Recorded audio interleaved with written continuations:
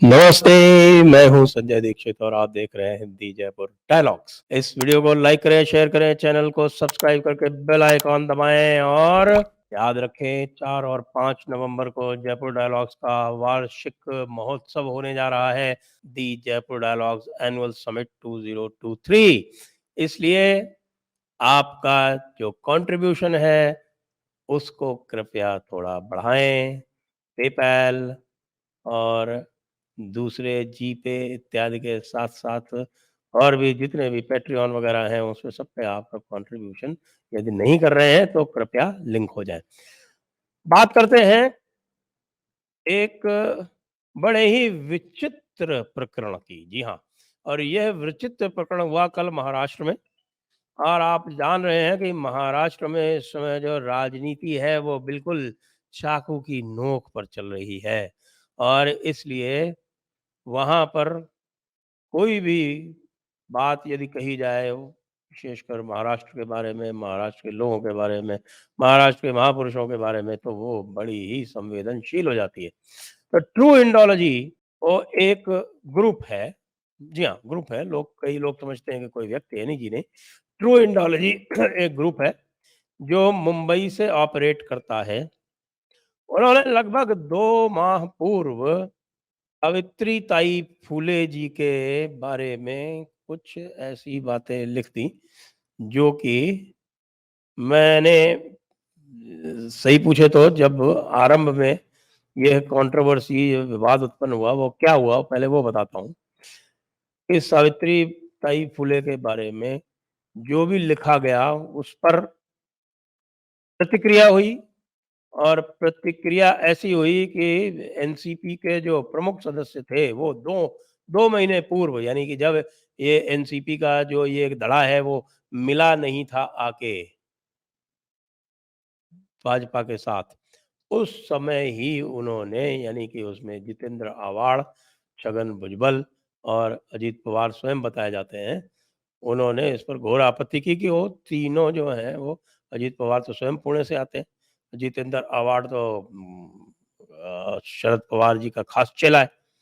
जानते हैं आप उसको, वो कितना बदतमीज़ है और हम खास तौर से जो वहाँ का जो एक रेडिकल मुस्लिम तबका है, उसके साथ बिल्कुल घुला-मिला हुआ है। और साथ में छगन भुजबल और अजीत पवार जो है, वो भारतीय जनता पार्टी के साथ है। तो उस समय ही इन लोगों ने इस पर आपत्ति कर दी थी। जब ये पहली बार मेरे सामने आया कि विधानसभा में देवेंद्र फडणवीस जी ने उठकर और ये कहा कि भई भारद्वाज स्पीक्स जो कि ट्रू इंडोलॉजी की ये एक और दूसरा एक अकाउंट है। तो भारद्वाज स्पीक्स और एक हिंदू पोस्ट और एक कोई इंडिक टेल्स इत्यादि इनको करके के इनके विरुद्ध कार्रवाई की जाएगी और अवार्ड खड़ा-खड़ा तो वहाँ पे वो तो कह रहा था कि इनको फांसी पे चढ़ा दो, तो उस पे उन्होंने कहा कि भई फांसी पे हम बहुत सारे लोगों को चढ़ाना चाहते हैं, लेकिन यहाँ कानून और न्याय के हिसाब से ही चलेगा।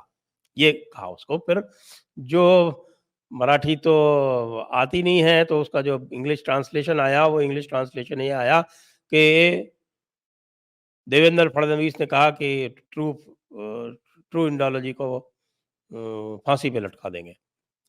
तो इसको देख के भई बड़ा विवाद हो गया, बहुत उत्तेजना हो गई। पूरा जो इंडिक समाज है, जिसका जयपुर डायलॉग भी एक अंग है, हम सबने उसके ऊपर बहुत जिसको हम कहते हैं कि उसकी बहुत आलोचना की, निंदा की, भर्त्सना की और ये भी कहा कि हाँ, ठीक है, हम पूरी तरह से ट्रू इंडोलॉजी को सपोर्ट करते हैं। अब बाद में बात ये आई कि भाई जो बात कही जा रही है, जो और अक्सर कही जाती है, ज्योतिबा फुले जी के साथ और सावित्रीताई फुले जी के साथ कि वो जो थे वो अंग्रेज़ों के बहुत निकट थे और ये कहा जाता था कि भई मिशनरी इन्फ्लुएंस बहुत अधिक था। कई लोग तो ये भी आरोप लगाते हैं, मैं इस आरोप की ना तो तायीद करता हूँ और ना उसको नकारता हूँ कि साहब कि वो जो थे वो क्रिप्टोस थे, ऐसा भी लोग कहते हैं। लेकिन ये सब बातें जो हैं, इनके बारे में तो चर्चा अक्सर होती रहती है। मैंने भी यही सोचा कि भई ये ऐसा कौन-सा विषय है कि इनके बारे में तो सामान्यतः चर्चा होती रहती है, महाराष्ट्र में भी चर्चा होती है, अन्य स्थानों पर भी चर्चा होती है।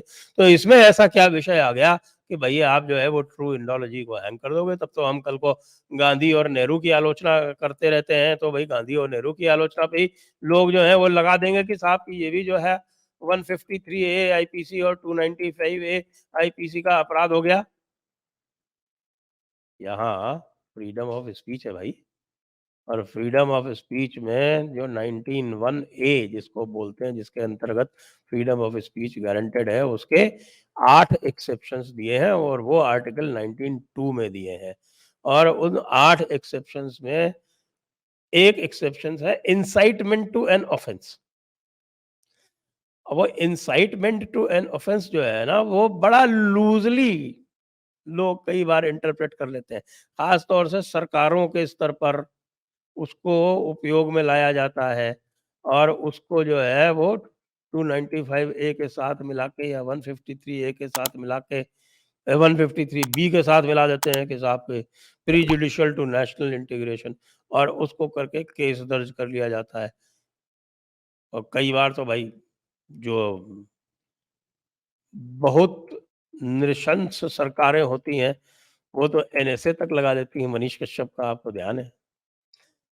तो जब इसके तह में गए और लोगों ने फिर मुझको भी टैग किया और उसको भी बताया कि भाई असल बात ये नहीं है, क्योंकि इस पर तो चर्चा होती रहती है, इस पर तो ज्योतिबा फुले जी की और सावित्रीबाई फुले जी की भी आलोचना होती है कि हाँ, वो बड़े अंग्रेजों के बहुत ही निकट थे और जिस प्रकार की भाषा इत्यादि उन्होंने उपयोग में लाई है, विशेषकर सवर्णों के विरुद्ध, वो भी कई बार जो है वो मर्यादा के परे जाकर की गई। और वो बहुत स्थानों पर, जैसे हम जो पूरा का पूरा जो नैरेटिव बनाया गया है जाति व्यवस्था का, जो अंग्रेज़ों ने बनाया, उस अंग्रेज़ों की जो उस जाति व्यवस्था के पूरे नैरेटिव को हम उसकी आलोचना करते हैं, तो साथ में जो ज्योतिबा फुले जी जो हैं उसी प्रकार से अंग्रेजों के हिसाब से जो करते थे उसकी भी आलोचना करते हैं।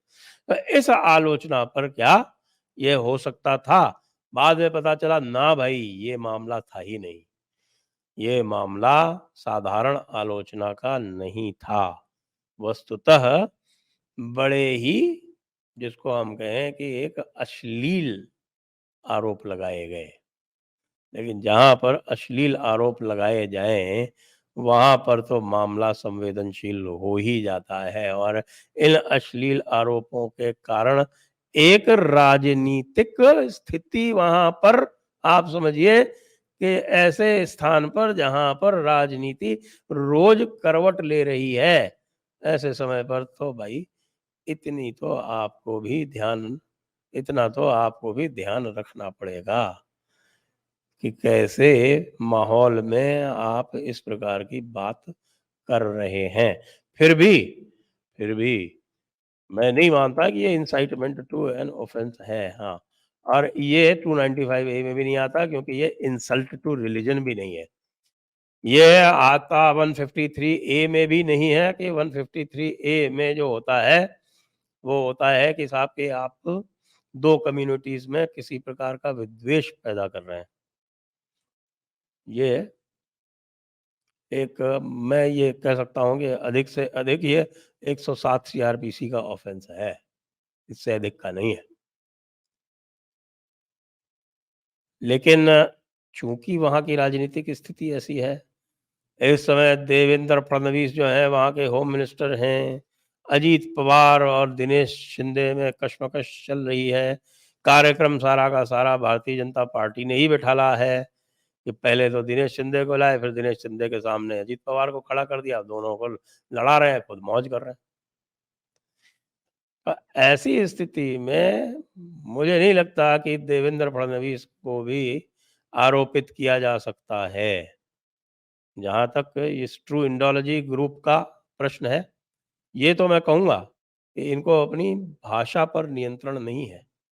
ये कई बार उत्तेजनापूर्ण भाषा, लोगों से लड़ाई झगड़ा करना, इस प्रकार के कार्य करते रहे।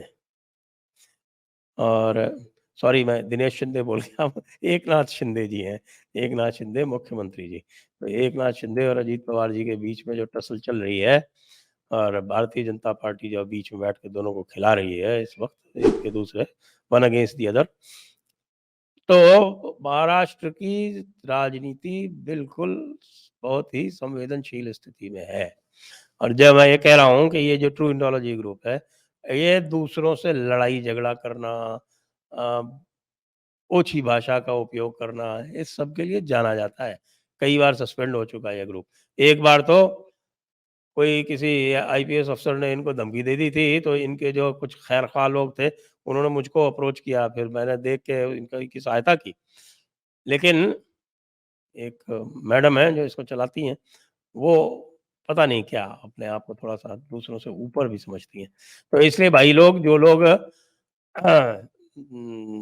देवेंद्र फडणवीस को गाली दे रहे हैं, वो भी थोड़ा-सा मुझे लगता है कि टेम्पर डाउन करें। इसमें ट्रू इंडोलॉजी का भी जो उन्होंने जिस प्रकार की अश्लील भाषा सावित्रीताई फुले के लिए उपयोग में लाई, वो कतई उचित नहीं थी, कतई उचित नहीं थी। क्या थी?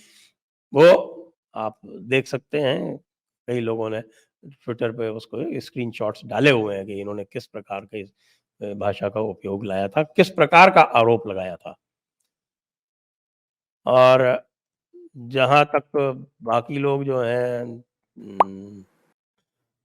जो पॉलिटिकल लोग हैं, उनको भी मैं कहूँगा कि भाई रैप ऑन द नकल इज़ इनफ। कुछ बहुत ज़्यादा मत बढ़ाइए, विशेषकर देवेंद्र फडणवीस जी, इसको मत बढ़ाइए। इसको अधिक खींचतान देने की आवश्यकता नहीं है। शांत रहें और इनको पाबंद-वाबंद कर दें भई 107 सीआरपीसी में पाबंदी इत्यादि का है, उसको करा दें और इसको खत्म करें। जय हिंद, जय भारत, वंदे मातरम।